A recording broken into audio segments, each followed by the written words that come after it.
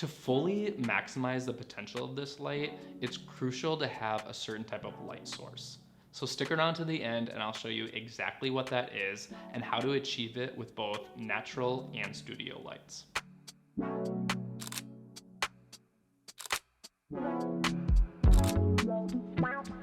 Imagine being able to turn a regular photograph into something a lot more eye-catching by just the twist of your lens. That's exactly what a star filter allows you to do and why it's one of my all-time favorite filters.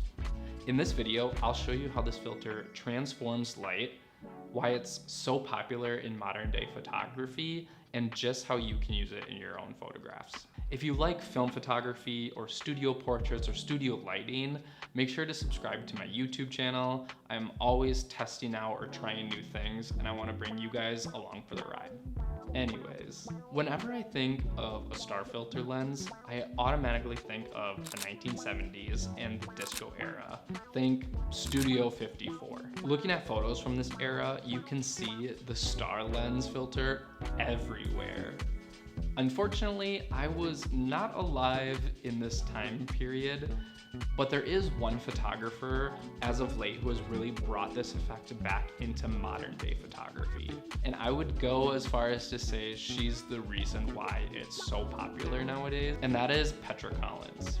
When I first heard of Petra Collins and saw her work back when I was in college, I think around 2015, 2016, the first thing I noticed was her use of the star filter lens. Now back then, I didn't know it was called a star filter lens. I truly had no clue how she was getting this effect in her images, but it definitely was one component of her images that really stood out to me. Now I was seeing her work in fashion magazines, in campaigns, on single artwork. Now I scoured the internet looking for how in the world was she getting this effect in her photos, and I could not find it anywhere. This look is so fun to try out. That's really why I wanted to make this video. I wanted people to know how in the world to get this effect on their images. The star filter itself is such a simple tool. All it is glass with these lines engraved on it. And what the lines do is when the light hits it, it splits it into either 4, 6, or 8 point stars. So how exactly do you use one of these in your own work? Well, the first thing to do obviously is to purchase one. I purchased a set of 3, a 4 point, 6 point, and 8 point from Amazon, and I'll link that in the description below. So how do you use this in your own photos?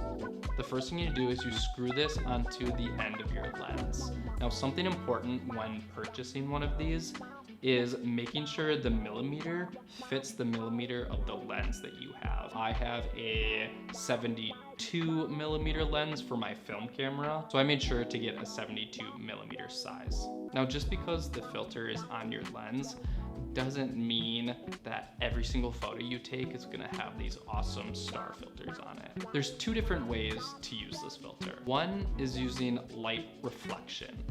You'll see in this image here, I have a strobe light that's hitting the model and it's hitting the jacket he's wearing. Now, this jacket, I got it specifically for this shoot because it's made of sequins. You want something shimmery, maybe chrome, metal, sequins, glass, something like that if you're going to use a reflection. The second option is to photograph a light source directly. So you'll see in this image, I have a studio light right behind the model's face, just peeking out over his shoulder, and I have a star filter on this lens. So I'm shooting directly at the strobe light, so it's the strobe itself that's giving us this star filter effect, not a reflection. The real secret to how this filter works is you need a harsh, direct light source. You don't want to be using a soft light. Think light modifiers, anything with diffusion, a beauty dish, or even a cloudy day outside. None of these scenarios will really give you that star filter look. You might get a little bit of one on a cloudy day, but it's definitely not going to be anything that's very eye-catching or easy to see in a photograph.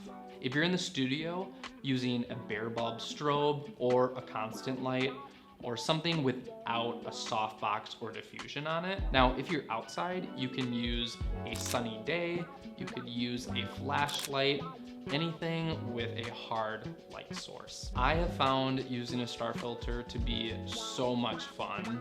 I hope this video was both informative and inspiring, but one thing to do is purchase one for yourself and go try it out.